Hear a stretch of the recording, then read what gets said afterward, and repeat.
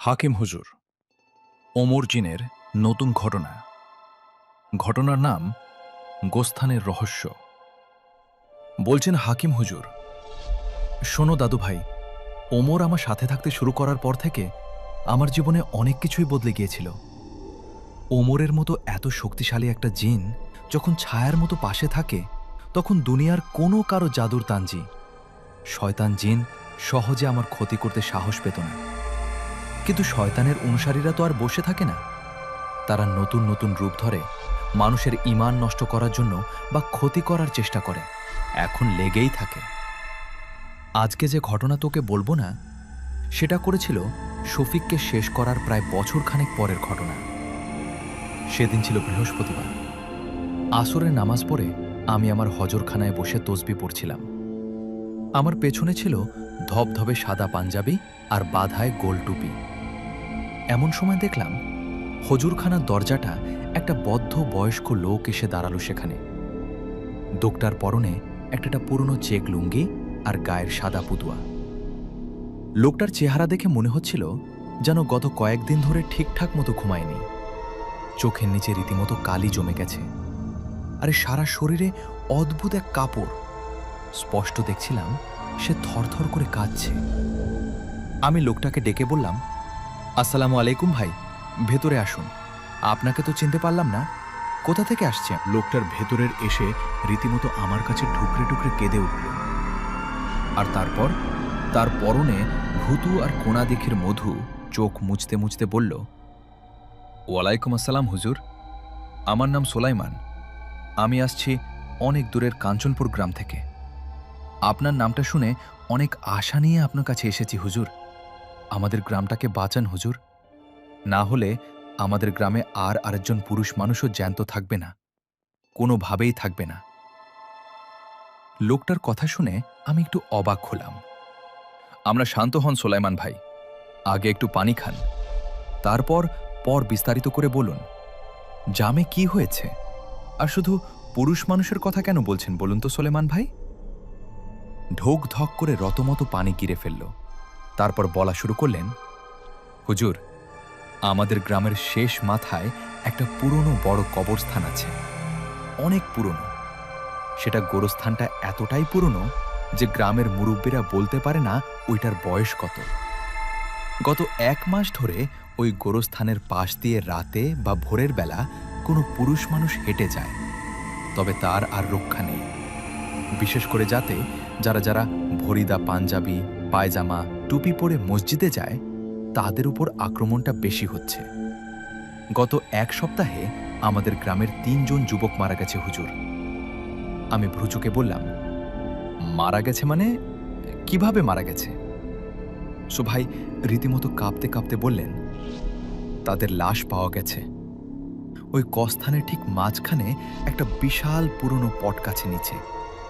আর সবচেয়ে ভয়ঙ্কর ব্যাপার কি জানেন হুজুর? লাশগুলো শরীরে কোনো আঘাতের চিহ্ন মাত্র নেই, কিন্তু তাদের প্রত্যেকের পরেই পাঞ্জাবি আর টুপি রক্তে মাখামাখি, আর তাদের চোখগুলো ঠিক বাইরে থেকে বেরিয়ে আসছে, যেন মৃত্যুর আগে তারা খুব ভয়ঙ্কর কোনো কিছু দেখেছিল। গ্রামের সাধারণ কবিরাজের ভয়ে ওই কলস্থানের দিকে কেউ বাড়াচ্ছে না। একজন কবিরাজ গিয়েছিল, পরের দিন সকালে তাকে পাগল অবস্থায় গ্রামের রাস্তার মতো ঘুরতে দেখা গেছে। শুধু পুরপির করে বলছিল রক্তকে পিশাচ ও কাউকে ছাড়বে না। সুয়ান ভাইয়ের কথা শুনে আমি বুঝতে পারলাম ব্যাপারটা কোনো সাধারণ জিনভূতের আজ নয়, অনেক পুরনো কোনো শক্তিশালী শয়তান শক্তির কাজ করছে তার। আর আমি সোলেমান ভাইকে বললাম, আপনি চিন্তা করবেন না, আল্লাহর উপর ভরসা রাখব। আমি আজ রাতে এশার নামাজ পড়ে আপনার সাথে কাঞ্চনপুর গ্রামের উদ্দেশ্যে রওনা হব। কেমন সোলেমান ভাই? একটু স্বস্তির নিঃশ্বাস ফেলে আমার কাছ থেকে বিদায় নিলেন। তিনি চলে যাওয়ার পর আমি আমার হুজুরখানার সেই দয়াসটা বন্ধ করে আমার বন্ধু বেলালকে ডাকলাম।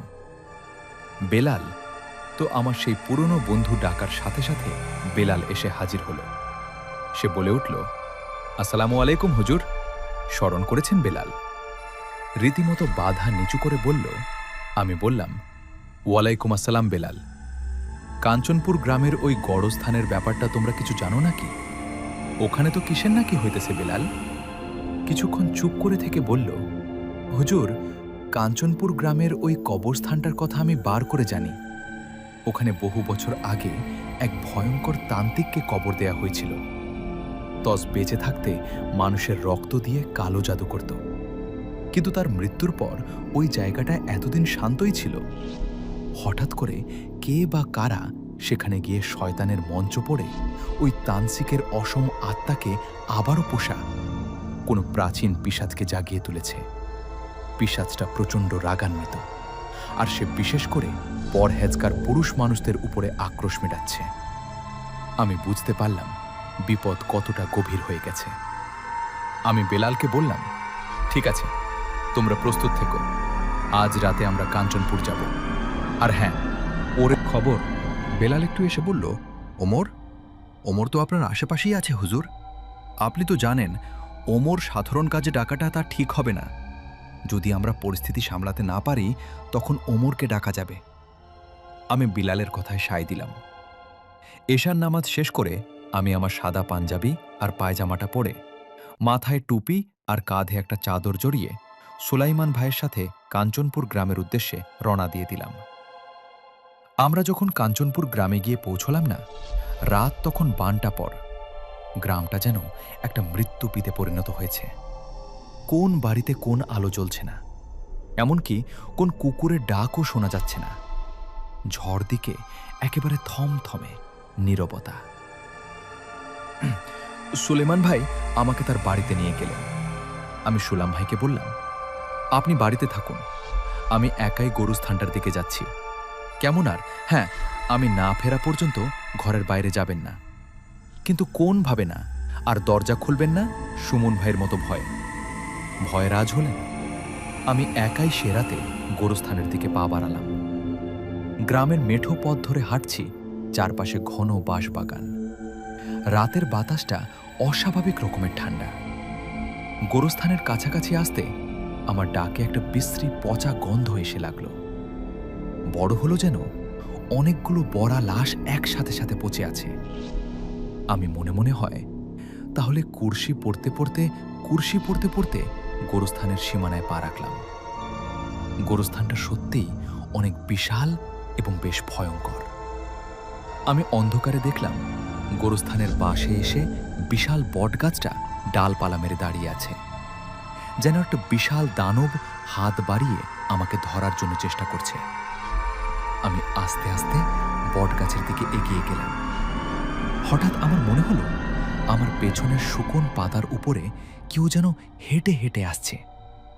মচমচ করে শব্দ হচ্ছে। আমি সাথে সাথে রীতিমতো ঘুরে দাঁড়ালাম, কিন্তু পেছনে কেউ নেই। আবার হাঁটা শুরু করলাম। বুঝতে এবার আমার কানে খুব কাছাকাছি এসে ফিসফিস করে বলল, আগে তুই এসেছিস, তোরই তো অপেক্ষায় ছিলাম। স্বরটা এতটাই বিকৃত আর ভয়ঙ্কর যে সাধারণ মানুষ হলো ওখানে হার্ট অ্যাটাক করে মারা যাবে। আমি ভয় না পেয়ে জোরে জোরে বলে উঠলাম, কে তুই? সামনে আয়। পেছন থেকে কাপুরুষের মতো লুকিয়ে লুকিয়ে কথা বলছিস কেন? হ্যাঁ, ভয় পাস নাকি? আমার কথা শেষ হতো না। ওদের গোস্থানের চারপাশ থেকে দমকা বাতাস বয়ে গেল, আর সেই বটগাছের ওপর থেকে ধূপ করে ভারী কিছু একটা নিচে পড়ল। অন্ধকারে ভালো করে লক্ষ্য করে দেখলাম একটা বিশাল আকৃতি অবয় আস্তে আস্তে উঠে দাঁড়াচ্ছে। অবতার পরনে মানুষের মতো ছেঁড়া একটা কালো কাপড়ও আছে, কিন্তু তার চেহারাটা মানুষের মতো নয়। বুকটা অস্বাভাবিক চড়া আর চোখ দুটো জ্বলন্ত, একদম যারা আগুনের মতো ধক ধক করে চলছে। অবটা আমার দিকে তাকিয়ে বিকট শব্দটা হাসি দিল, আর সেই শব্দে গরস্থানের চারপাশের গাছপালা যেন কেঁপে কেঁপে উঠল। সে বলে উঠল, পাবি কেন? তুই কি করবি? তুই তো এখান থেকে জ্যান্ত ফিরে যাবি না। তোর সাদা পাঞ্জাবি আর টুপি আজ তোর রক্তে ভিজে লাল হয়ে যাবে। তোর মতো মানুষের রক্ত খেতে খুব ভালো লাগে রে আমার। আমি বুঝতে পারলাম এইগুলো সাধারণ পিশাচ নয়।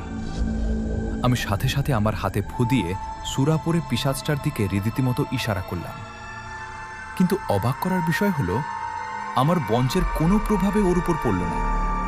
সে এক ঝটকায় আমার সামনে এসে দাঁড়ালো। তার বিশাল থামা দিয়ে আমার গলা চেপে ধরল। তার হাতের দৌড়িতি মতো ছুরির মতো লাগলো, আর আমার দম বন্ধ হয়ে আসছিল। ঠিক সেই মুহূর্তে বিড়াল আর আমরা অন্য দুজন বন্ধু সেখানে হাজির হলাম। বেলাল তার তালোয়ার বের করে পিশাচের হাতে একটা কূপ বসিয়ে দিলেন। পিশাচটা বিকট এক চিৎকার দিয়ে আমাকে ছেড়ে দিয়ে কিছুটা পিছিয়ে গেল। বেলাল আমার সামনে দাঁড়িয়ে বলল, চোর, আপনি ঠিক আছেন তো? আমি তখন কাস্তে কাস্তে বললাম, হ্যাঁ বেলাল, আমি ঠিক আছি। এদের পিশাচরা তো সাধারণ কোনো বংশে তো বস মানছে না। ততক্ষণে পিশাচটা তার কাটা হাতের দিকে তাকিয়ে ভয়ঙ্করভাবে ভয়ঙ্কর হয়ে উঠল, আর তার কাটা জায়গায় কোনো রক্ত বেরোচ্ছে না, বরং কালো কালো ধোঁয়া বেরোচ্ছিল। আর সে হুঙ্কার দিয়ে বেলালের দিকে তেল। শুরু হলো বেলাল এবং সে পিশাচের মধ্যে ভয়ঙ্কর এক লড়াই। পিশাচের গায়ে অশোভাংচর। সে বেলালের তার রীতিমতো আঘাত অনাসি রুখে দিল। এক পর্যায়ে পিশাচ তার বুকের দিকে মুখ থেকে মতো আগুনের গোলার মধ্যে কিছু একটা ছুঁড়ে মারল বেলালের দিকে। বেলাল কোনো মতে সরে গেলেও আমার অন্য একজন বন্ধু জিনের গায়ে রীতিমতো সেটা লেগে গেল। সাথে সাথে আমার সেই বন্ধু জিন যন্ত্রণায় ছটফট করতে করতে মাটিতে লুটে বলল, পরিস্থিতি হাতের বাইরে চলে যাচ্ছে দেখে আমি বুঝতে পারলাম, এখন আর সাধারণ শক্তিতে কাজ হবে না। এই অশুভ শক্তিকে ধ্বংস করতে হলে আমাকে চরম সিদ্ধান্ত নিতে হবে। আমাকে ডাকতে হবে এমন কাউকে যার আগম পুরো গোরস্থানের অপবিত্রতা বহরতের মধ্যে ফস হয়ে যাবে। আমি মাটি থেকে উঠে দাঁড়ালাম। আমার চোখ বন্ধ করে আমার বাবার শেখানো সেই বিশেষ সূরাটা পড়তে শুরু করলাম, যে সূরা পড়লে পৃথিবীর যেই প্রান্তে থাকুক না কেন কেউ ওমর ছুটে আসবে। আমরা সূরা পড়া শুরু করতেই সেই গোরস্থানের বাতাস যেন হঠাৎ করে থেমে গেল। চারপাশে সেই পচা 2 ঘন্টার ডিমিশে দূর হয়ে একটা অদ্ভুত স্তব্ধতা রীতিমতো নেমে এলো। পিশাচটা হঠাৎ করে লড়াই থামিয়ে আকাশের দিকে তাকালো, যেন সে বুঝতে পারছে খুব ভয়ঙ্কর কিছু একটা এই মুহূর্তে এখানে উপস্থিত হতে আছে। আমি অনুভব করলাম গুরুস্থানের সেই থমথমে পচা দুর্গন্ধটা ধীরে ধীরে উদাও যাচ্ছে। তার বদলে চারপাশটা পবিত্র হয়ে যাচ্ছে, কেমন যেন অদ্ভুত সুবাস। আর এই সুবাস দুনিয়ার কোনো সাধারণ আতর বা ফুলের নয়। এই ঘ্রাণ এতটাই পবিত্র আর বাতাল করা যে নিমিষে আমার শরীরের সমস্ত ক্লান্তি আর ভয় দূর হয়ে গেল। আমার মনে হলো আমি যেন বেহেশতের কোনো এক বাগানের পাশে দাঁড়িয়ে আছি। আমি আস্তে আস্তে চোখ খুললাম। চোখ খুলে যে দৃশ্যটা দেখলাম তা আমার সারা জীবনের জন্য চোখের পাতার রতি মতো গেঁথে গেল। গোরস্থানের ঠিক মাঝখানে সেই পিশাচটা যেখানে দাঁড়িয়ে অট্টহাসি হাসছিল, তার ঠিক কিছুটা দূরে আকাশ থেকে এক উজ্জ্বল আলো করে সে সোজা মাটিতে এসে পড়েছে। আর সেই আলোর ছটায় রীতিমতো রাতের ঘন অন্ধকার মুহূর্তের মধ্যেই দিনের আলোর মতো ফর্সা হয়ে গেল। আলোটা এতটাই তীক্ষ্ণ ছিল যে পিশাচটা তার 2 হাত দিয়ে নিজের চোখ ঢেকে নিত। বিকট শব্দে আর্তনাদ করে উঠল, আর সেই আর্তনাদ গোরস্থানের সীমানা ছড়িয়ে পুরো কাঞ্চনপুর গ্রামের প্রতিধ্বনিত হতে লাগল।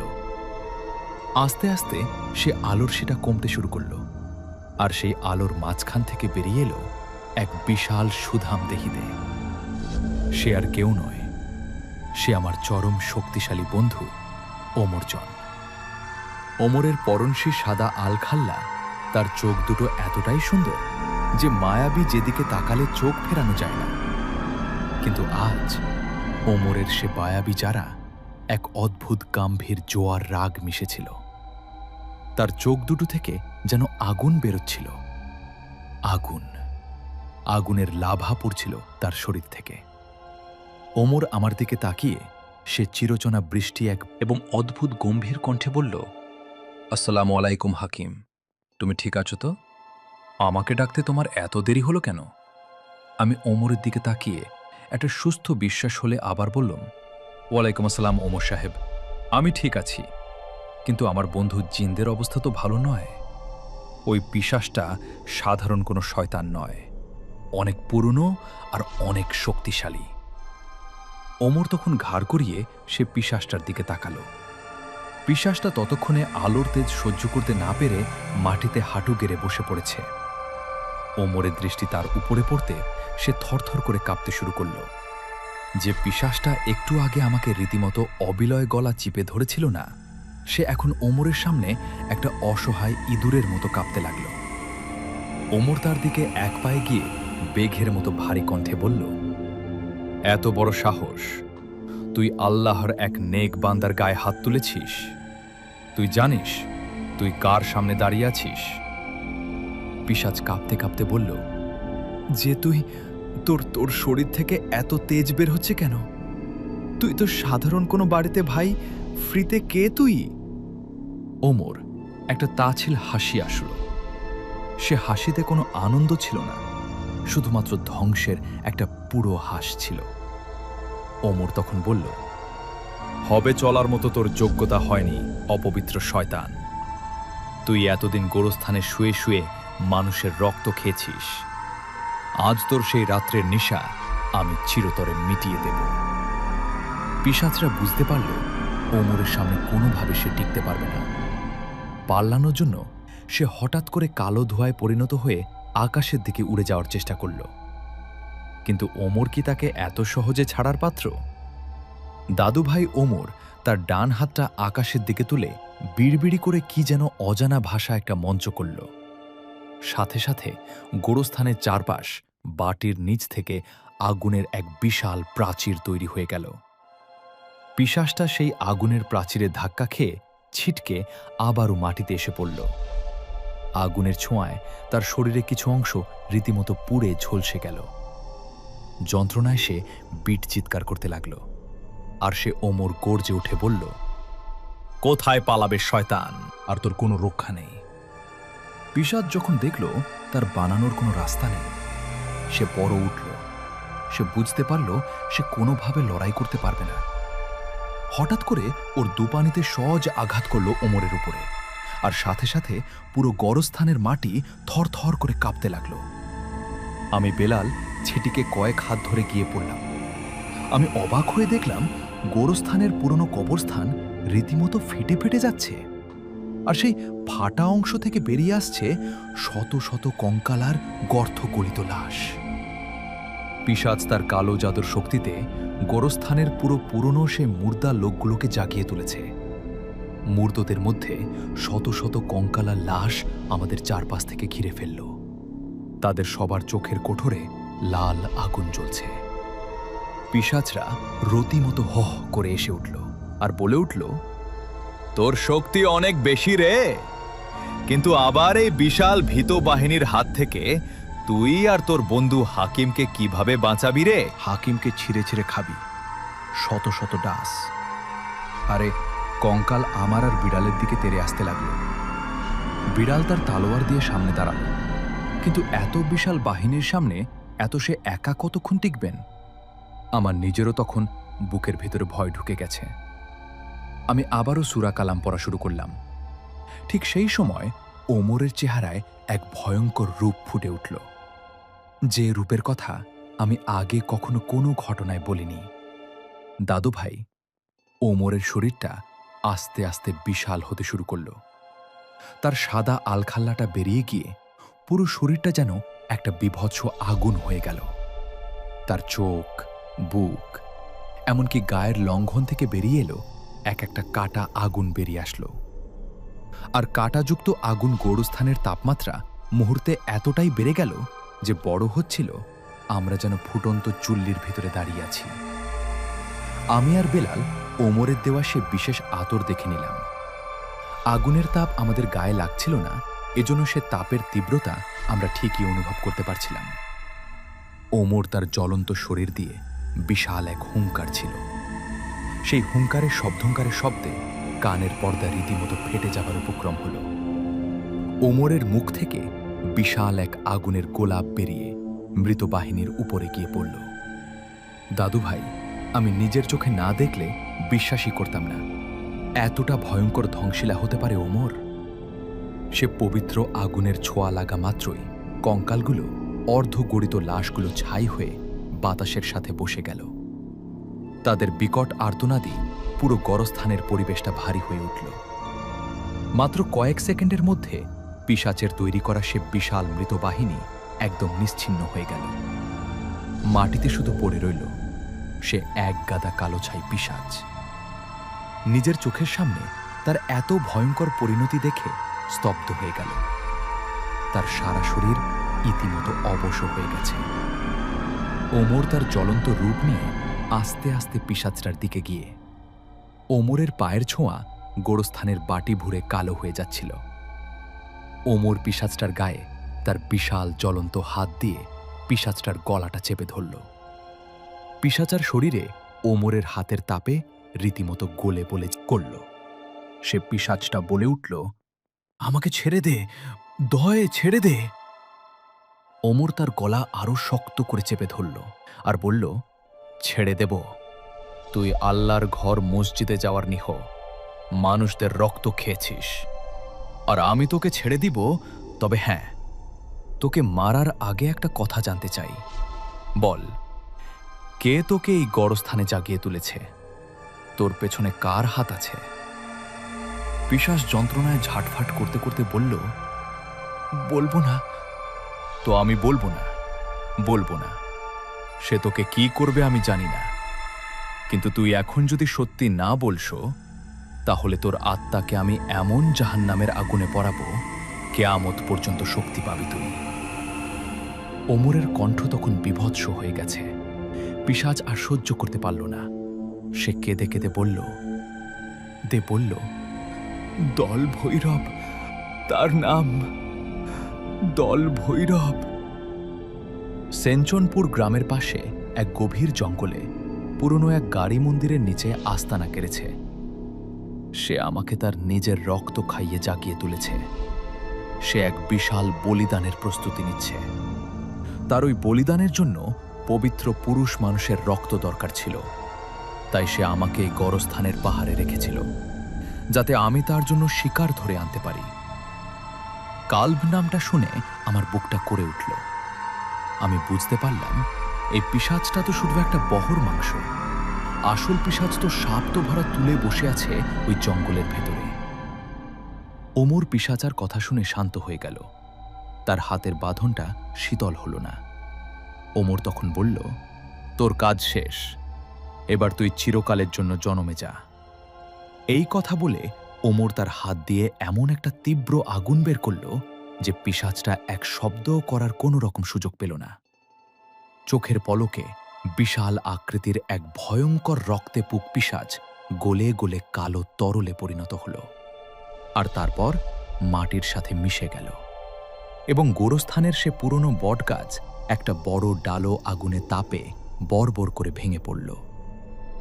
পিশাচ ধ্বংস হওয়ার সাথে সাথে গোরস্থানের চারপাশে সে আগুনের প্রাচীর উধাও হয়ে গেল।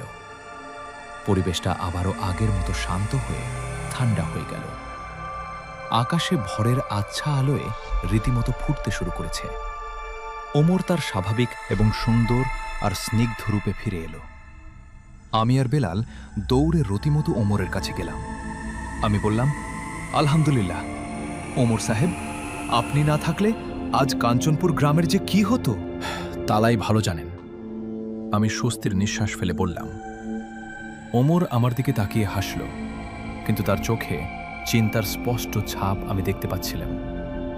ওমর তখন বলল, হাকিম, আলহামদুলিল্লাহ যে আমরা ওই পেশাজকে শেষ করতে পেরেছি। কিন্তু তুমি কি শুনেছ ও কি বলে গেল কাল ভৈরব তান্ত্রিক? আমি মাথা নেড়ে বললাম, হ্যাঁ শুনেছি, কিন্তু এই কাল ভৈরব তান্ত্রিকটা আবার কে?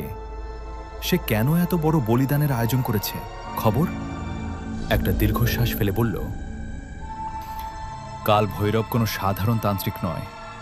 কি সেই শয়তানের একনিষ্ঠ পূজা? আমি আমার জিন জীবনে এমন ভয়ঙ্কর তান্ত্রিক খুব কম দেখেছি।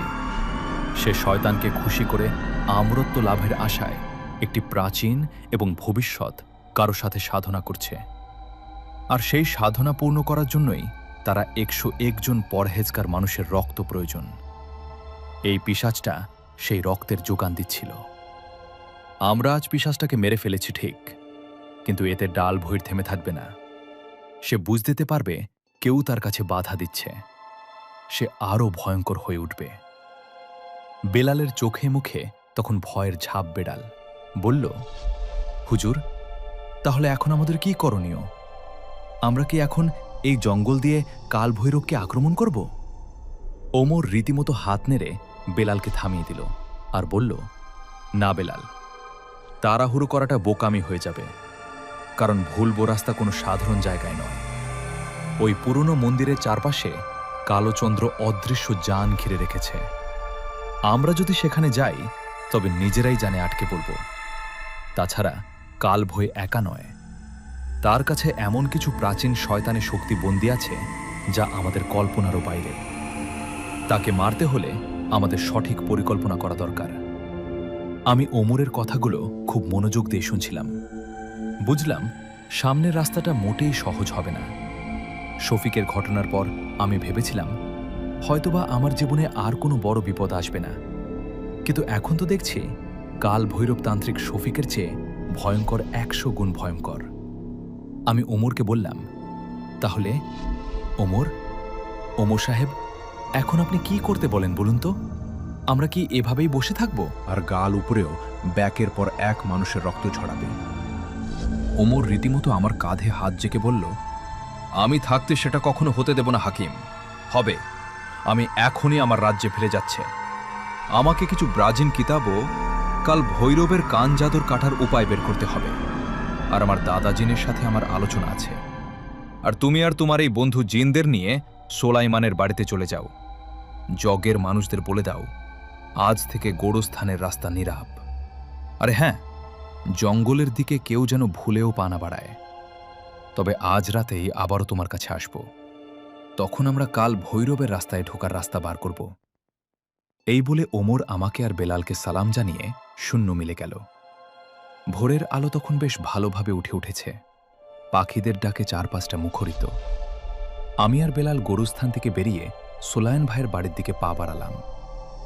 আবার শরীরটা তখন বেশ ক্লান্ত, কিন্তু মনের ভেতরে কাল ভৈরবকে নিয়ে অজানা আতঙ্ক কাজ করছিল। কি অপেক্ষা করছে আমাদের জন্য এই গভীর জঙ্গলের ভেতরে? সে মন্দের ভেতরেই বা কি আছে? কাল ভৈরবের কাছে এমন কি শক্তি আছে যা ওমরকে ওর প্রীতিমতো ভাবিয়ে ধরেছে? সোম ভাইয়ের বাড়িতে পৌঁছে আমরা সে জিনিসটা দেখলাম। তিনি সদর দরজার সামনে অস্থিরভাবে পাচারি করছেন। আমাকে দেখে তিনি দৌড়ে এসে আমাকে জোরে ধরলেন আর বলে উঠলেন, হুজুর, আপনি ফিরে এসেছেন। গোরস্থানে কি হয়েছে হুজুর? আমরা তো অনেক ভয়ঙ্কর সব আওয়াজ পাচ্ছিলাম। সুলেম ভাই রীতিমতো কাঁদানোতে কাঁদানোতে বললেন। আমি তাকে শান্ত করে বললাম, ভয় পাবেন না সুলেম ভাই, গোরস্থানের বিপদ কেটে গেছে। ওই পিশাচ চিরতরে ধ্বংস হয়ে গেছে। আপনারা এখন নিশ্চিন্তে বসে যেতে পারেন, কোনো সমস্যা নেই। সুলেমান ভাই রীতিমতো আনন্দে কেঁদে উঠলেন, কিন্তু তিনি তখনও জানতেন না যে আসল বিপদ এখনও কাটেনি। আসল শয়তান তো এখন জঙ্গলের অন্ধকার। এই অন্ধকারে রীতিমতো ঘাপটি মেরে বসে আছে আমাদের জন্য, বুঝলে? সেদিন সকালে সুলেমান ভাইয়ের বাড়িতে ফিরে আসার পর আমার শরীরটা মতো ক্লান্ত লাগছিল। আর সারা রাত গোরস্থানের ভয়ঙ্কর পরিবেশ আর পিশাচের সাথে লড়াইয়ের পর আমার একটা বিশ্রামের খুব দরকার ছিল। সোনম ভাই আমাকে নিজের ঘরের বিছানায় শুতে দিলেন। গ্রামের মানুষ তখনও জানে না যে গোরস্থানে পিশাচ বললেও জঙ্গলের চেয়ে হাজার হাজার বড় বিপদ ঘাপটি মেরে বসে আছে। আমি সোয়ান ভাইকে কিছু না জানিয়ে চুপচাপ শুয়ে পড়লাম। কিন্তু ঘুম কি আর সহজে আসে চোখ বন্ধ করলে? গোরস্থানে সে কঙ্কানগুলো লাল জঞ্জলে চোখ আর পিশাচের আর্তনাদ কানে বাজছিল। এই বাস উপাস করতে করতে কখন যে তঞ্জা মতো হয়ে এসেছিল বলতে পারবো না হতো। আমি একটা ভয়ঙ্কর স্বপ্ন দেখলাম। স্বপ্নে দেখলাম একটা বিশাল অন্ধকার গুহার ভিতরে আমি দাঁড়িয়ে আছি। গুহার চারপাশ থেকে রক্ত চুয়ে চেয়ে পড়ছে। মাঝখান থেকে একটা পাথরের বেদির উপরে দাউ দাউ করে আগুন জ্বলছে, আর সেই জ্বলছে। আর সেই আগুনের সামনে হাঁটু গেড়ে বসে আছে বিশাল বিগ এক দর্শন মানুষ। আর তার গায়ে সাদা ছাই, গলায় মানুষের বাঁধার খোলের মালা। আর সে চোখ দুটোর মতো জং ভরা, লোহার মতো লাল।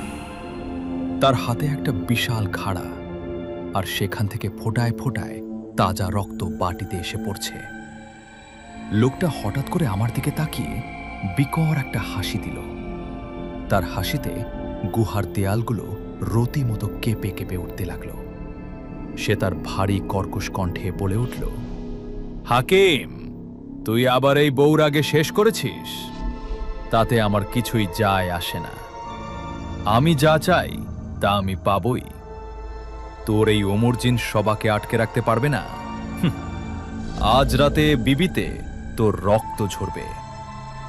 লোকটার কথা শেষ হতেই গো অন্ধকার থেকে বিশাল কালো ছায়া বেরিয়ে এসে আমাকে গ্রাস করতে ধেয়ে এলো।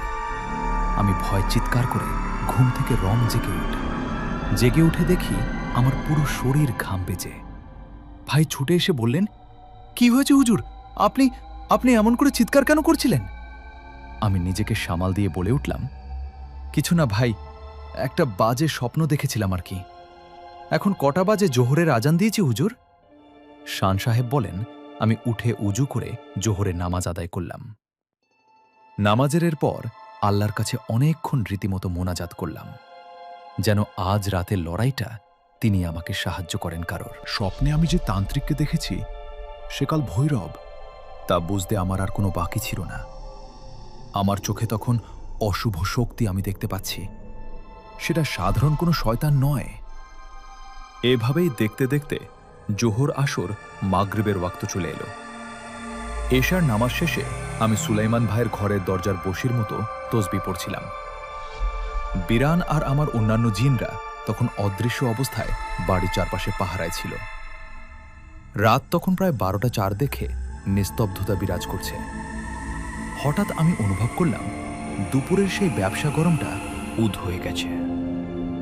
একটা স্নিগ্ধ ঠান্ডা বাতাস বইতে শুরু করেছে, আর সেই বাতাসের সাথে আসছে জান্নাত দিয়ে আদর, সে চিরচেনা সুভাষ। আমি বুঝতে পারলাম ওমর এসে পড়েছে। আমি বারান্দা থেকে নেমে উঠানে গিয়ে দাঁড়ালাম। উঠোনের একটা কোণায় হঠাৎ করে একটা তীব্র আলোর ঝনখানি দেখা গেল, আর পরক্ষণের সে আলো থেকে বেরিয়ে এলো ওমর। ওমরের চেহারাটা আজ আরো বেশি গম্ভীর, তার চোখে মুখে এক চিন্তার গভীর রেখা। আমি এগিয়ে গিয়ে সালাম দিলাম, আসসালামু আলাইকুম। ওমর সাহেব, কোন উপায় পেলেন? ওমর সালামের উত্তর দিয়ে দীর্ঘশ্বাস করে বললেন, হাকিম, পরিস্থিতি আমার তার রাজ্যেও অনেক বেশি ভয়ঙ্কর। আমি আমার রাজ্যের সবচেয়ে পুরনো কিতাবগুলো কেটে কাল ভগীরথ তান্ত্রিকের ইতিহাস বের করেছি। ও কোনো সাধারণ জাদুঘর বা সাধারণ সাধনা করছে না, তোর রক্তবীজ নামক এক প্রাচীন এবং অভিশপ্ত সাধনা করছে। আমি অবাক হয়ে বললাম, রক্তবীজতন্ত্র? সেটা আবার কি? ওমর তখন বলতে শুরু করল, বহু বছর আগে আজ দাহা নামক এক ভয়ঙ্কর পিশাচ রাজাকে আল্লাহর নেককার বান্দার মাটির অনেক গভীরে বন্দী করেছিল। সে আজ তাহার শক্তি এতটাই বেশি ছিল যে মুহূর্তের মধ্যেই একটা পুরনো শহর ধ্বংস করে দিতে পারত। কালভৈরব শয়তান ইবলিশের সাথে চুক্তি করেছে সে আজ দাওয়া মুক্ত করবে, আর তার বিনিময়ে ইবলিশ কালভৈরবকে আমরন্ত দিবে। আজ দাহা মুক্ত করার একটাই উপায়, আর তা হল 101 জন পরহেজগার মানুষের তাজার রক্ত দিয়ে একটা বিশেষ শয়তানি চক্র তৈরি করা। কালভৈরব এতদিন ভরে সেই কাজটাই করেছিল। ইতিমধ্যে নতুন জন মানুষের রক্ত জোগাড় করে ফেলেছে, তার আর 3 জনের রক্ত দরকার। কথাগুলো শুনে আমার সিঁড়ির দানা দিয়ে একটা ঠান্ডা স্রোত বয়ে গেল। আমি বললাম, তার মানে ও যদি তার 3 জনকে বলে দিতে পারে তবে দুনিয়াতে এক ভয়ঙ্কর ধ্বংস নেমে আসবে। ঠিক তাই, ওমর গম্ভীর গলায় বলল, আর সবচেয়ে চিন্তার বিষয় হল কালভীর যে পুরনো কালী মন্দিরটা আস্তানা করেছে সেটার চারপাশে এসে 98 জন বৃদ্ধ মানুষের আত্মা দিয়ে একটা অদৃশ্য আর অভীত দেয়াল তৈরি করেছে। আমি বা আমার মতো কোনো জিন ওই দেয়াল ভেদ করে ভেতরে ঢুকতে পারবে না। যদি জোর করে ঢোকার চেষ্টা করি তবে দীর্ঘ মানুষগুলার আত্মা চিরতরে ধ্বংস হয়ে যাবে, যা আমি কোনোভাবেই করতে পারি না। পাশ থেকে বেড়াল বলে উঠল, তাহলে এখন ভেতরে ঢুকবো কি করে? ওকে থামাবো কি করে? ওমর তার পকেট থেকে ছোট্ট একটা বাটির পাত্র বের করল, এবং বাদার বুকটা লাল কাপড় দিয়ে শক্ত করে বাঁধা ছিল। ওমর পাত্রটা আমার হাতে দিয়ে বলল, হাকিম, এই দেয়াল ভাঙার দায়িত্ব আজ তোমার। এই 5-এর ভেতরে খাক এ সিফা বা পবিত্র মাটি আছে। এই মাটি অনেক পবিত্র জায়গা থেকে সংগ্রহ করা। নিশ্চয় তুমি একজন শ্রদ্ধান্ত মানুষ। ওই আত্মাদের দেয়াল তোমাকে আটকাতে পারবে না।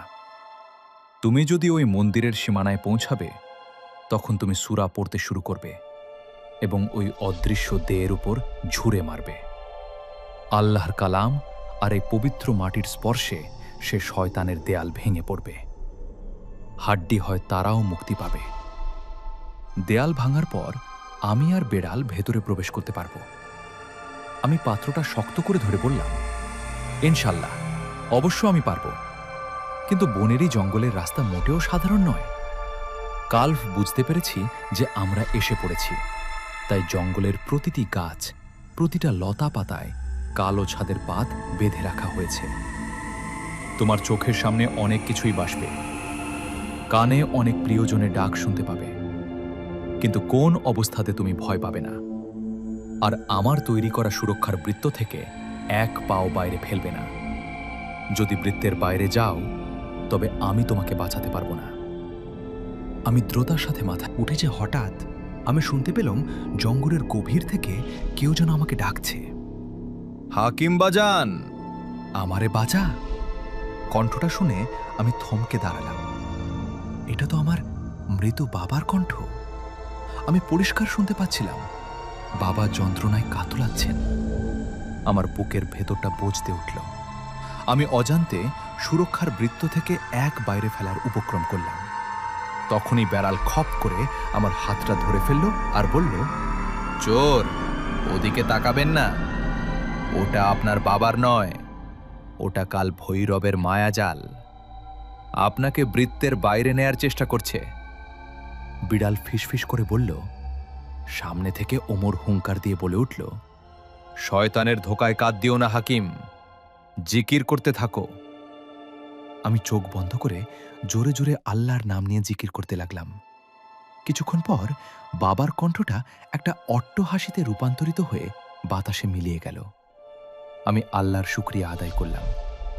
এভাবে মায়াজল আর বিভ্রম পার হয়ে অবশেষে সেই জঙ্গলের ঠিক মাঝখানে এসে পৌঁছে গেলাম এবং সামনে দৃশ্য দেখে আমার রক্ত হিম হয়ে গেল। জঙ্গলের মাঝখানে একটা বিশাল ফাঁকা জায়গা, আর তার ঠিক কে দাঁড়িয়ে আছে?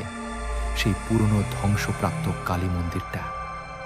মন্দিরের দেয়ালগুলো শেওলা আর কালচোছে। রক্তের মাখামাখি মন্দিরের ঠিক ওপরে একটা কালো মেঘের কুণ্ডলী পাকা খাচ্ছে, আর পুরো মন্দিরটা ঘিরে লাল রঙের হালকা শক্তির দেয়াল জ্বলজ্বল করছে। আমি বুঝতে পারলাম এটাই সেই ৯৮ জন মানুষের আত্মা দিয়ে তৈরি করা কাল ভৈরবের অবে দেয়াল।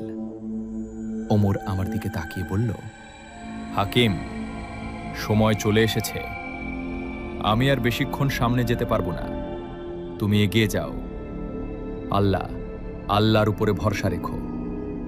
আমি একটা গভীর নিঃশ্বাস নিলাম। জানকাকে সিফার পাত্রটা শক্ত করে ধরলাম।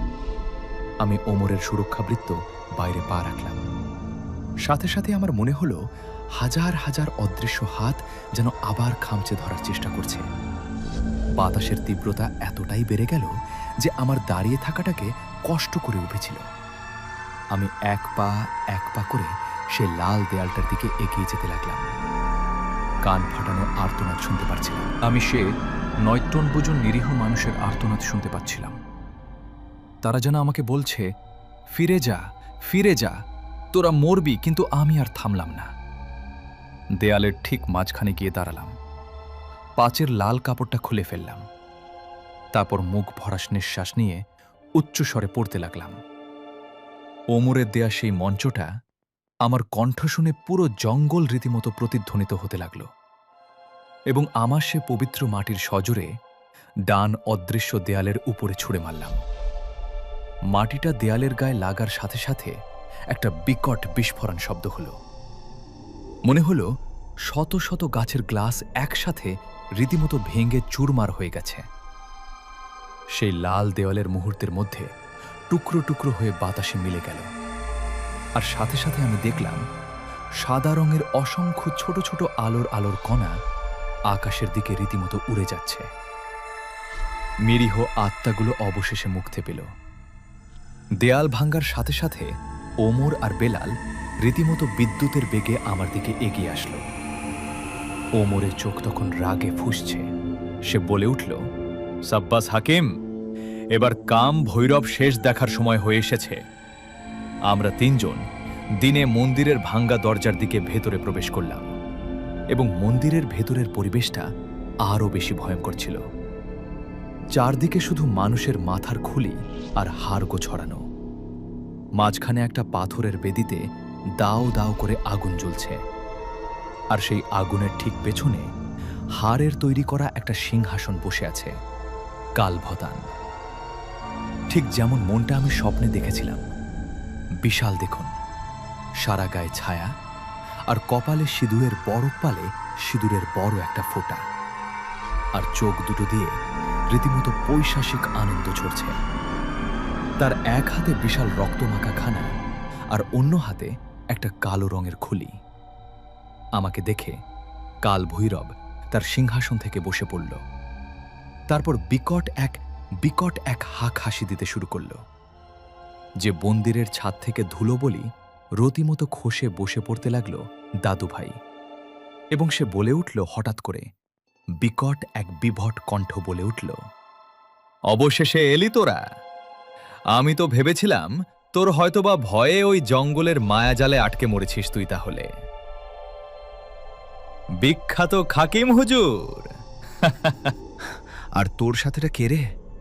তো ওমর সামনে গিয়ে বিকট কণ্ঠে বলে উঠল, তোর পাপের ঘরা পূর্ণ হয়েছে দল ভৈরব।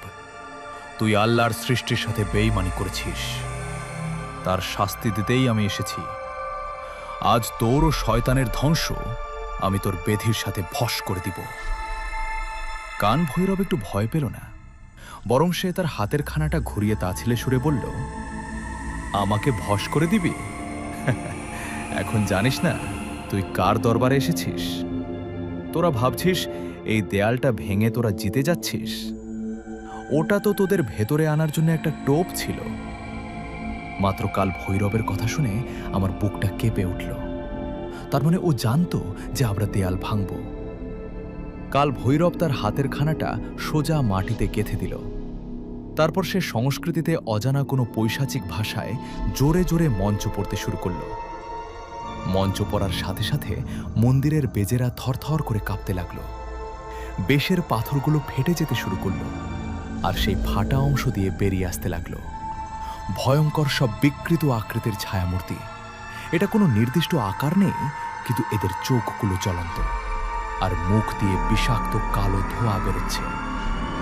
এগুলো কোনো সাধারণ জিন বা ভূত নয়, এগুলো হচ্ছে অঘরী পিশাচ, কালো জাদুর সবচেয়ে নিকৃষ্ট ভয়ঙ্কর সৃষ্টি। কাল ভৈরব চিৎকার করে বলল, আমার অঘরে পিশাচ, এদেরকে টুকরো টুকরো করে ঝিরে খা। যা অঘরী পিশাচ বিকট শব্দ করে আমার দিকে। ধর বেলাল। আমরা অন্যান্য জিন বন্ধুর সাথে তাদের রূপ পরিবর্তন করে বিশাল আকৃতি ধারণ করল এবং পিশাচগুলোর উপর থেকে ছাপিয়ে পড়ল। শুরু হলো এক মহাপ্রয়োগ লড়াই। মন্দিরের ভেতরে তালোয়ারের ঝঞ্ঝনানি, পিশাচের আতুনাত আর আগুনের হলকা এক ভয়ঙ্কর পরিবেশ এসে হল। বেলাল তার তালোয়ার দিয়ে এক কটা পিশাচকে কাটছে, কিন্তু সেগুলো যেন আবার ধোয়ার মতো রীতিমতো জোড়া লেগে যাচ্ছে। আমি এক কোণে দাঁড়িয়ে সামনে তাই তাল করছে পড়তে লাগলাম, আর আমার বন্ধুদের উপরে রীতিমতো ফু দিচ্ছি যাতে তারা শক্তি পায়। কিন্তু পিশাচগুলোর সংখ্যা এতটাই বেশি ছিল, বেলাল ধীরে ধীরে কোনো ঠাসা হয়ে পড়েছিল। একটা পিশাচ বেলালের পেছন দিকে আক্রমণ করে তার পিঠে বিশাল এক আঁচড় বসিয়ে দিল। বেলাল যন্ত্রণায় চিৎকার করে রীতিমতো বাটিতে পড়ে গেল। ওমর এতক্ষণে চুপচাপ দাঁড়িয়ে সে কাল ভৈরবের দিকে তাকিয়েছিল। বেড়ালের চিৎকার শুনে ওমরের ধৈর্যের বার ভেঙে গেল। কাল ভৈরব, কাল ভৈরব! ওমর এমন জোরে হুঙ্কার দিল যে বন্দের দেয়ালগুলো ফেটে যাওয়ার উপক্রম হল। ওমরের শরীরটা মুহূর্তের মধ্যে জ্বলন্ত আগুনের স্তম্ভে রীতিমতো পরিণত হল। ওমরের সে ভয়ঙ্কর জাগান্বিত রূপ আবারও ফিরে এসেছে। তার শরীর থেকে নির্গত আগুনের তাপ মন্দিরের ভেতরের কালো ধোঁয়াগুলোর নিবি উধাও হয়ে গেল। ওমর তার দুটো হাত সামনে বাড়াতেই তার দু হাত থেকে বিশাল দুটো আগুনের স্রোত বেরিয়ে অঘরে পিশাচদের উপরে রীতিমতো এগিয়ে পড়ল। ওমরের এই পবিত্র আগুনের সামনে পিশাচগুলো তার ধোয়া হয়ে রীতিমতো জোড়া লাগতে পারল না। সেগুলো পুরো ছাই হয়ে যেতে লাগল। কালভৈরব ওমরের সে ভয়ঙ্কর রূপ দেখে এবার ঘাবড়ে গেল। সে বুঝতে পারল ওমরের শক্তির কাছে পিশাচরা দেখতে পারবে না। কিন্তু সে হঠাৎ করে একটা শয়তানি হাসি আসলো। কালভৈরব বলে উঠল, তুই অনেক শক্তিশালী রে জিন মানছি। তুই দরে আগুন দিয়ে আমাকে মারবি কি করে? তুই আমাকে মারলে তোর সাথে নিরীহ মানুষগুলো মরে যাবে। এই কথা বলে কাল ভৈরব তার বেদির পেছনে একটা কালো পর্দা টেনে সরিয়ে দিল। পর্দাটা শোনাতে যে দৃশ্যটা দেখলাম তা দেখে রীতিমতো আমার পায়ের তলা থেকে বাটি সরে গেল। ওমরের হাতের আগুনটা হঠাৎ করে থমকে গেল। বেদির পেছনে 3টা কাঠের খুঁটিটির সাথে বাঁধা রয়েছে 3টা ছোট ছোট নিষ্পাপ শিশু। তাদের বয়স 7 কিংবা 8 বছরের বেশি হবে না। তাদের চোখ মুখে আতঙ্কের ছাপ। মুখে কাপড় গুজে দেওয়া হয়েছে যাতে করে তারা চিৎকার না করতে পারে। কাল ভৈরব রীতিমতো হাঁ করে হেসে উঠল আর বলে উঠল,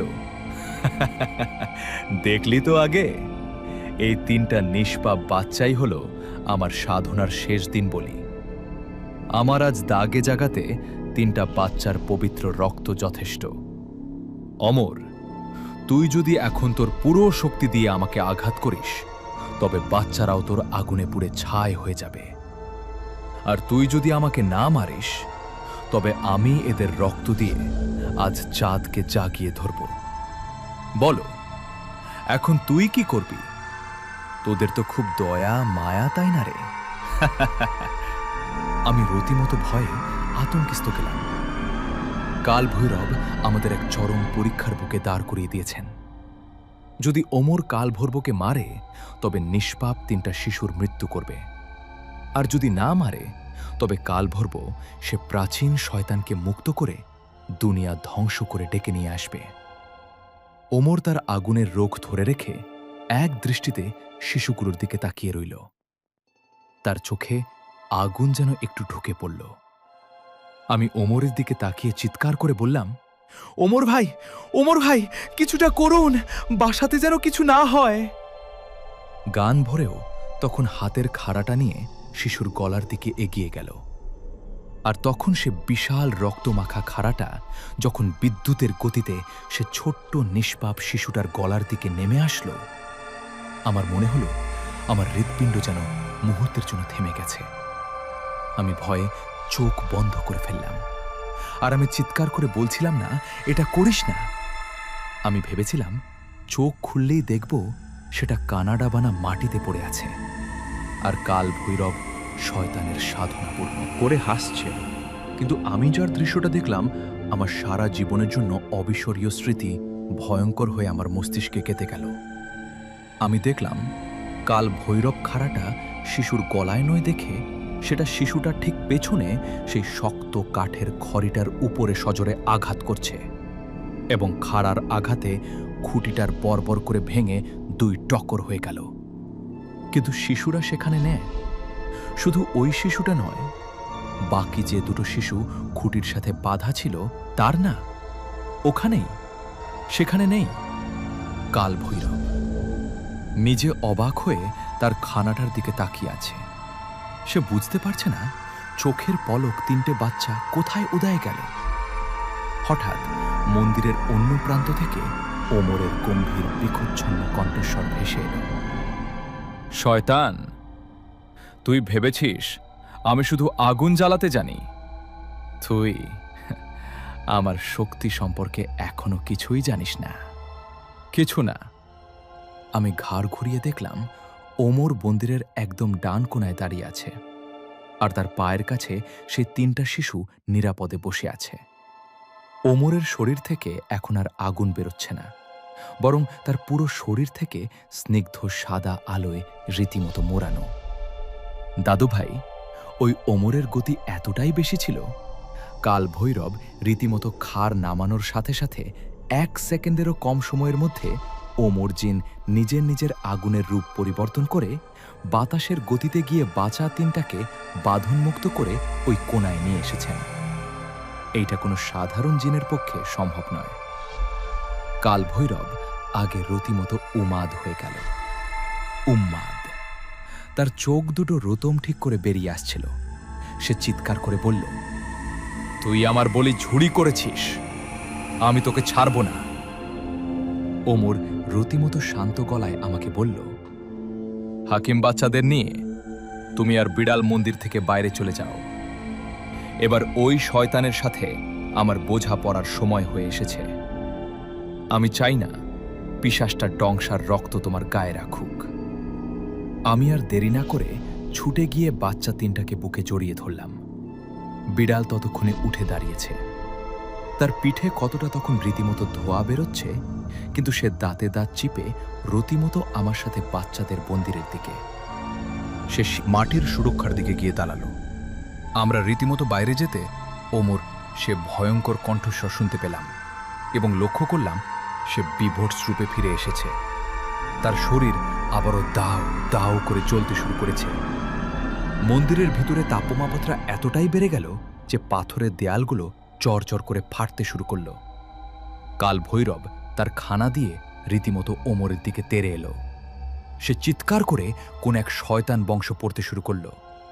তার বংশের প্রভাবে মন্দিরের বেচে রীতিমতো সে কালো ধোঁয়ার মতো একটা বিষাক্ত সাপ বেরিয়ে সে ওমরের পা পিছিয়ে ধরার চেষ্টা করল। কিন্তু ওমরের শরীর পবিত্র আগুনের ধোঁয়া লাগা মাত্রই সেই কালো জাদুর সাপগুলো পড়ে ছায় হয়ে গেল। আয় ওমর! 1 পা পিছিয়ে সেই কাল ভৈরবের চোখের দিকে তাকিয়ে বলল, প্লিজ প্রভু, আজ তোকে আমার হাত থেকে বাঁচাতে পারবে না। কাল ভৈরব, তুই খবর হত্যা চেয়েছিলিস। আজ আমি তোকে এমন একটা মৃত্যু দেব, নিতু কিয়ামতের আগ পর্যন্ত মনে রাখবি। প্রাণভর রীতিমতো খাড় করিয়ে ওমরের দিকে রীতিমতো আঘাত করতে, কিন্তু ওমর তার জ্বলন্ত হাত দিয়ে খাড়ার প্লেটটা শক্ত করে চেপে ধরল। দাদু ভাই, বিশ্বাস করবি না, সেই বিশাল লোহার খড়াটা ওমরের হাতের কাছে রীতিমতো বোমের মতো গলে বাটিতে পড়তে লাগল। কাল ভৈরবের চোখে এবার আমি সত্যিকার ভয় দেখতে পেলাম। সে পিছু হাঁটার চেষ্টা করল, কিন্তু ওমর তার ঘাটটা শক্ত করে ধরল আর সে বলে উঠল, তুই নিরহ মানুষদের রক্ত নিয়ে হলে খেলেছিস, আজ তোর নিজের শরীর নিজের পাপের আগুনে পড়বে। ওমর তার হাত থেকে তীব্র আগুনের কাল ভৈরবের শরীরে প্রবাহিত হতে শুরু করল। কাল ভৈরব বিকট শব্দে আর্তনাদ করে উঠল, আর সে আর্তনাদ কোনো মানুষের আর্তনাদের মতো ছিল না। মনে হচ্ছিল যেন 1000টা শয়তান একসাথে চিৎকার করছে। আমি বাইরে দাঁড়িয়ে দেখলাম কাল ভৈরবের গায়ের চামড়া পুড়ে কালো হয়ে যাচ্ছে। তার মাংসগুলোর রীতিমতো খসে খসে পড়ছে, কিন্তু ওমর তাকে পুরোপুরি বাড়ছিল না। সে তাকে একটু একটু করে তার পাপের শাস্তি দিচ্ছিল। যন্ত্রণায় ছটফট করতে করতে কাল ভৈরবের বুঝতে আর বাকি না তার সময় চলে এসেছেন। সেই শয়তানের পূজারী এত সহজে হার মানে না। কাল ভৈরব রীতিমতো পড়তে পড়তে একটা পয়সা হাসি দিতে শুরু করল। তুই ভেবেছিস আমাকে মেরে তুই জিতে গেছিস? অনেক বড় ভুল করেছিস তুই। কাল ভৈরবের গলা দিয়ে তখন গলিতে রক্ত বেরোচ্ছে। ওমর তার গলা আর শক্ত করে চেপে ধরে বলল, শেষ সময় তোর অহংকার তো শয়তানের অগ্রত আমি ধ্বংস করে দিয়েছি। কাল ভৈরব হাসতে হাসতে তার ডান হাতের আঙুল দিয়ে নিজের বুক ছিঁড়ে ফেলল। আমরা কিছু বুঝে ওঠার আগে সে তার নিজের হৃৎপিণ্ড বের করে সোজা পাথরের বেদের উপরে ছুঁড়ে মারল। আবার 101 দম বলি আমি ঢে দিলাম, রক্ত বীজ জাগবে, আজ দাহা জাগবে। এই বলতে বলতে কাল ভৈরবের পুরো শরীরটা ওমরের আগুনে ভস্ম হয়ে গাল ছায় পরিণত হল। কিন্তু কালভৈরব মরার আগে যে কাজটা করে গেল তা দেখে ওমরের চোখের মতো বর্বর হয়ে গেল। কালভৈরব নিজেই তার বেধের উপরে রাখল, নিজে নিজেকে বড়ি দিল। ওমরের শরীরটা এত তীব্র আলসী সময় বেরোচ্ছিল যে অন্ধকার তাকে রীতিমতো প্ল্যান করে দিচ্ছিল। আমি বাইরে থেকে চিৎকার করে বললাম, ওমর সাহেব, কি হচ্ছে? ওমর, কি হচ্ছে? ওমর কোনো কথা বলতে পারল না। সে অবাক হয়ে বেদির দিকে তাকিয়ে রইল। হঠাৎ করে পুরো জঙ্গলটা থরথর করে কাঁপতে লাগল। ভূমিকম্পের মতো এক প্রচণ্ড কম্পনে রীতিমতো বন্দীদের ছাদ ধসে পড়তে লাগল। বেড়াল আমাকে আর বাচ্চাদের নিয়ে আরো কিছুটা দূরে সরে গেল। সেই পাথরের বেদি হঠাৎ করে মাঝখানে রীতিমতো ফিট 2 টুকরো হয়ে গেল, আর সে পাতল থেকে বেরিয়ে এলো একদম গন্ধযুক্ত বিরাট সোড়াঙের এক ধোঁয়া। আর সেই ধোঁয়ার গন্ধ এতটাই বিকট ছিল যে আমার মনে হচ্ছে না আমার নাড়ি পড়ে বেরিয়ে যাবে। ধোঁয়ার ভিতর থেকে ভেসে আসতে লাগলো হাজার হাজার মানুষের কান্নার আওয়াজ, পশুর গর্জন আর শিকল ভাঙার ভয়ঙ্কর এক শব্দ। কচোর বিপদ! বেলাল চিৎকার করে বলছিল, কাল ভৈরব নিজের আত্মাকে বলি দিয়ে সেই প্রাচীন পিশাচসাজ আজ দাহাকে মুক্ত করে দিয়েছে। ওই ফাটল দিয়ে আজ আত্মা বেরিয়ে আসছে, আমি দেখলাম। সে ধোঁয়া ধীরে ধীরে বিশাল আকৃতি নিতে শুরু করেছে। মন্দিরের ছাদ ভেঙে বিশাল এক দানবীয় অবস্থায় উত্তরের রতিমতো দাঁড়িয়ে গেল। আপটা কোনো নির্দিষ্ট শরীর ছিল না, পুরোটা যেন জন্ত কয়লার জমাট বাঁধার রক্তে তৈরি করা ছিল।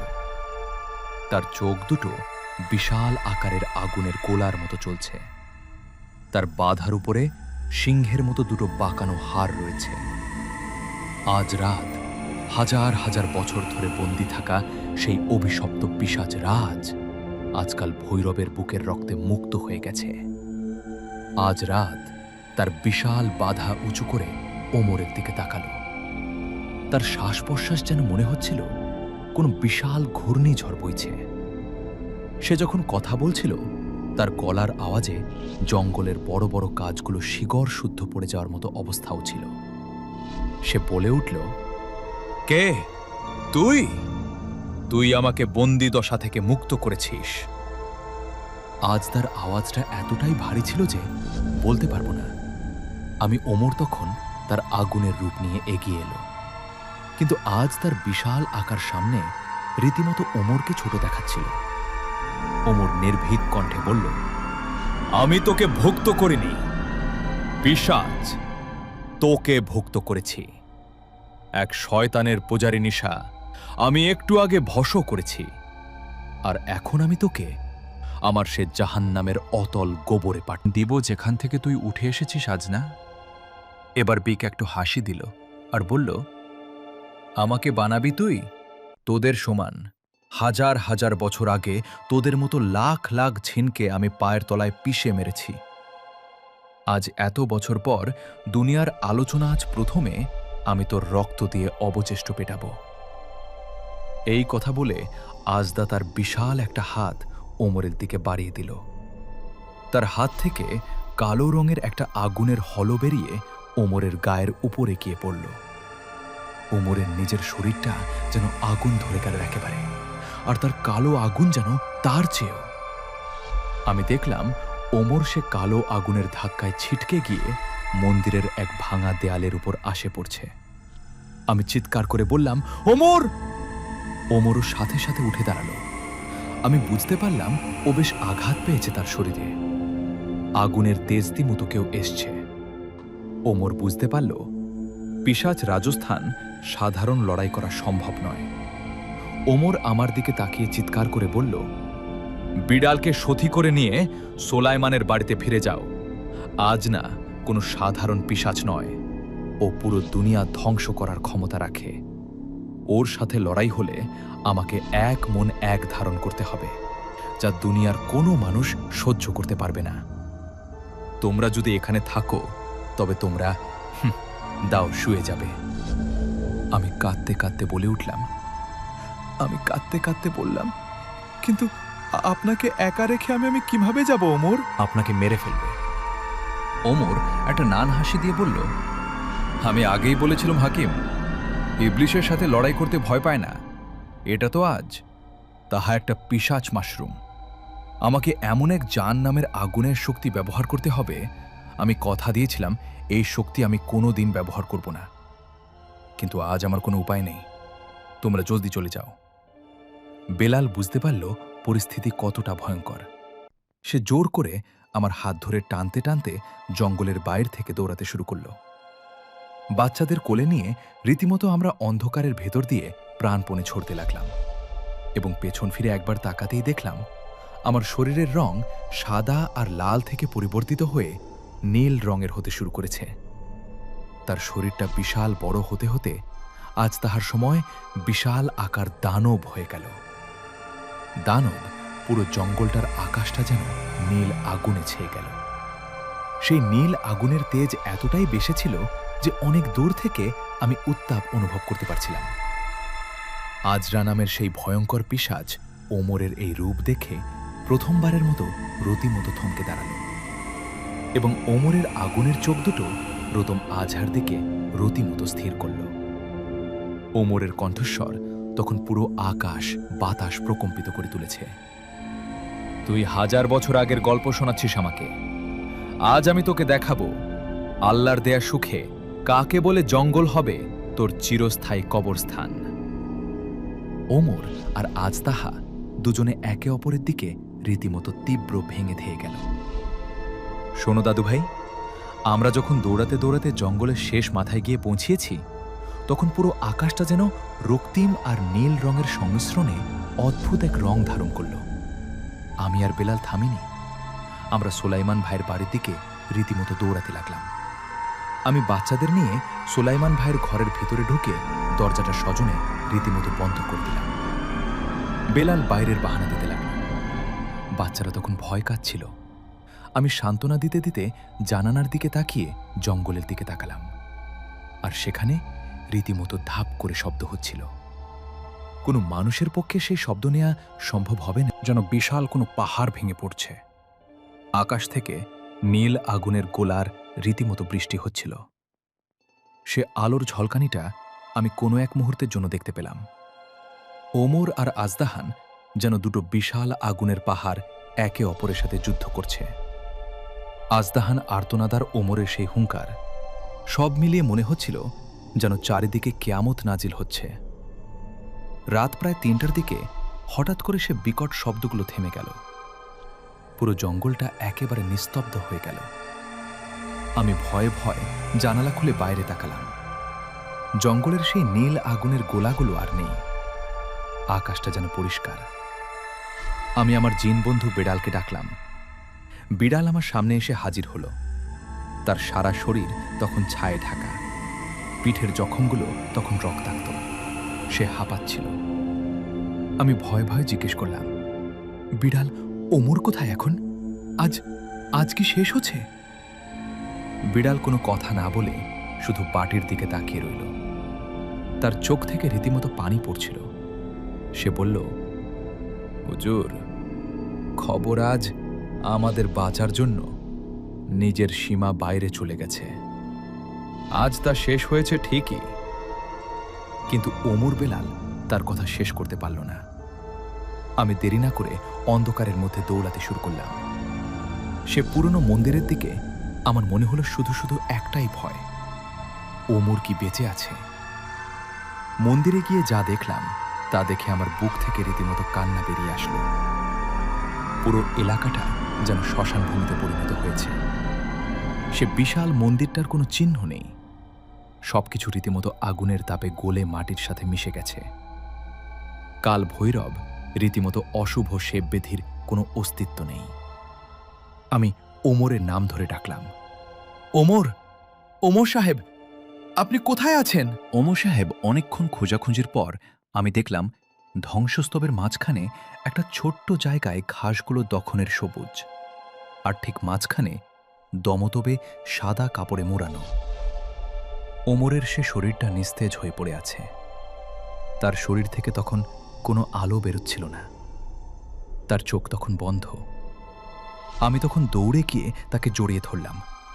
তার শরীরটা বরফের মতো ঠান্ডা, আমি কেঁদে ফেললাম আর বললাম, কথা বলুন, আপনি তো বলেছেন আপনি রাগ নিয়ন্ত্রণ করে সেরে গেছেন। আপনি তো আমাকে কথা দিয়েছিলেন আপনি আমাদের ছেড়ে যাবেন না।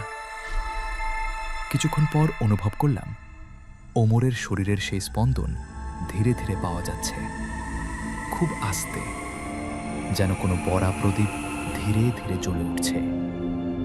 আমি সাথে সাথে আমার পকেট থেকে সে আদরের বোতলটা বের করলাম, যা ওমর আমাকে দিয়েছিল। আমি সেই পুরো আদরটা ওমরের গায়ে ছেড়ে দিলাম এবং কাঁদতে কাঁদতে সূরা কালাম পড়তে লাগলাম।